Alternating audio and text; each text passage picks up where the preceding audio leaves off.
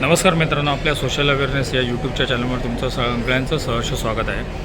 आपण बघतोच की टेक्नॉलॉजी किंवा सिस्टम आपल्याला माहीत नसेल तर कुठल्या प्रकारचा आपण सायबर क्रिमिनल्स जे विविध प्रकारचे ट्रॅप टाकून आहेत त्यांच्यामध्ये आपण बळी पडू शकतो. म्हणून जेव्हा तुम्हाला सातत्याने कॉल येत असतात तेव्हा तुम्हाला ब्लॉक नंबर कसा करायचा हे माहीत नसेल किंवा छोट्या मोठ्या गोष्टी माहीत नसेल तर खूपच डिफिकल्ट होऊन जातं.